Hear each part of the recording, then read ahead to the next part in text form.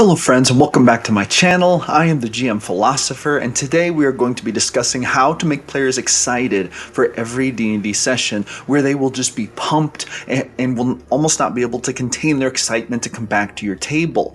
Now, I have one technique for this. There's a lot of things I do to try to facilitate this, but there's one technique that just works better than ever. Obviously, having a great plot, having a great game where you run great mechanics, having a great story, having an immersive world, having great NPCs really helps you. However, if you can use this technique along with those things, then you are going to greatly increase the energy with which players will want to come back to your table every session again and again, and they will not want to miss a single session. And this is what I do. This is very simple. At the beginning of every session, I start out with some kind of cutscene.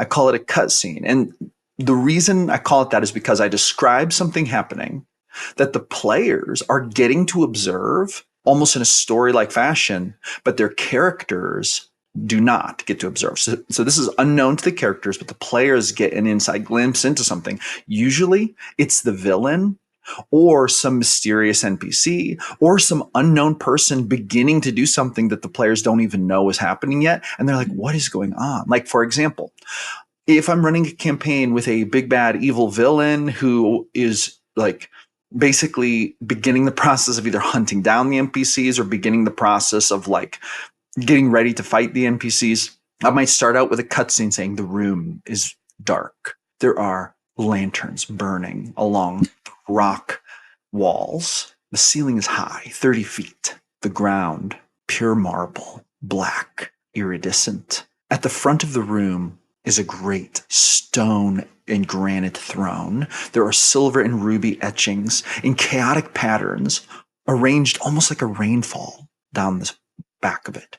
Sitting atop the throne, a cloaked figure, a hood pulled low over his head, long draping sleeves. He seems vaguely humanoid, but the hands coming out of the cloak are withered, and they almost look like the hands of a corpse. At the head of the room, a door flings open. You can hear the wood slam against the stone walls as a figure rustles inward, his short legs running toward the throne. You can hear the rustling of his long, elaborate cloak as he falls onto his knees before the throne and says, "Master, Master, I come bearing news."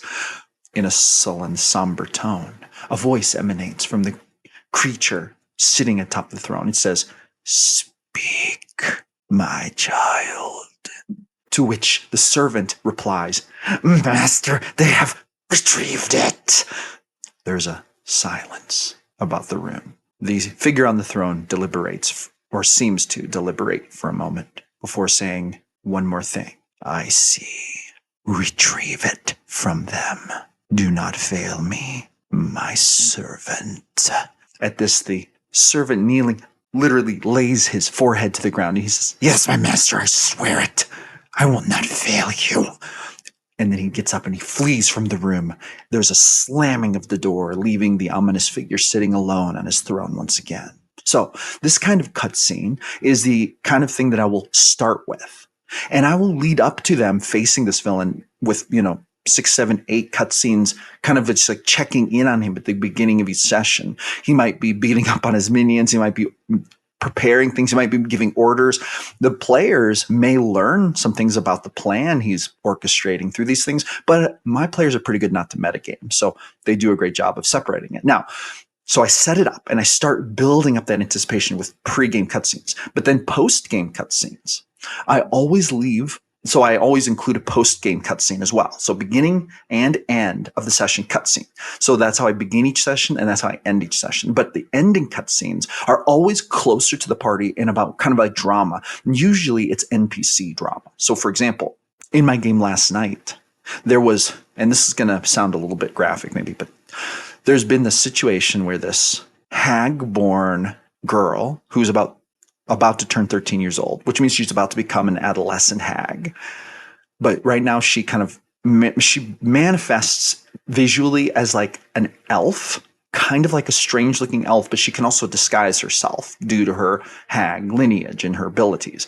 But she's following the party and she's at war with her hag self. And some of the party doesn't even know that she is the daughter of a hag. But basically the group made a deal with a hag and she gave them her child and said, take her into the outside world and set her loose. That was one of the parts of the deal. She's trying to spread her influence in the region. But this hag girl ended up following the party, not wanting to leave them because she has a crush on one of the other NPC guys, an elf named Leary. Anyway, but she's beginning to get the urge to reproduce. Now, in this world, the way that hags reproduce is they actually have to find a humanoid baby, they have to consume it, and then they will become pregnant, and then eventually they will give birth to a hag baby. They kind of transform the energy, and there are some magical rituals involved and things like that. But the group has been talking to.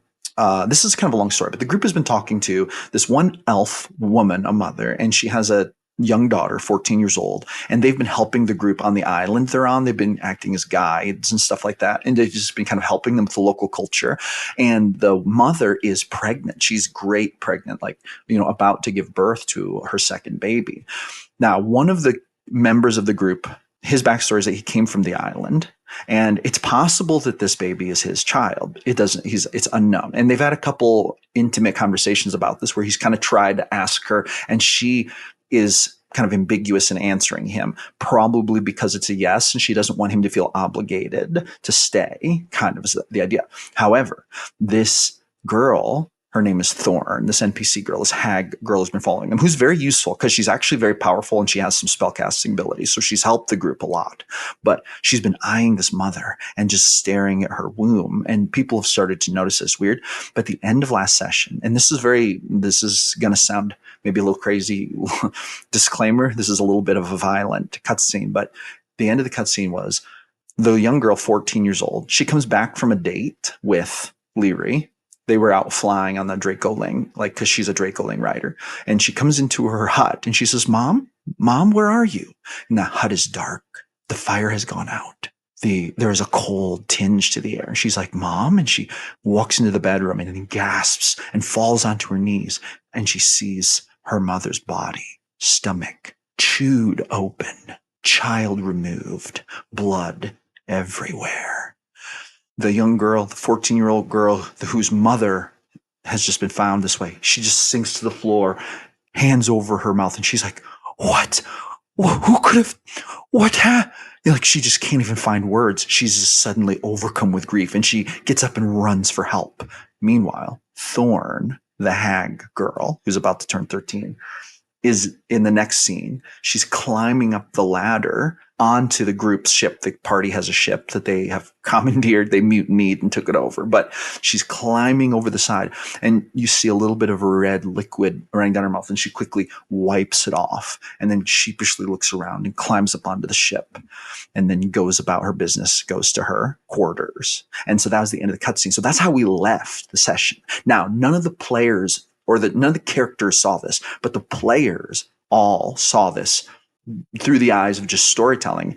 And they're like, oh my God, like this was such a shocker to them. And it sets up the next episode to be so crazy. And so that's what I try to do. I always try to set up every new episode with some kind of cut scene at the end of the previous session that will just amp it up for the next session and make the stakes even higher. And so I try to really keep things dramatic, try to keep things exciting, try to keep things electrifying, maybe even scary, maybe even filling the players with dread, like, oh my God, like, what are we going to do?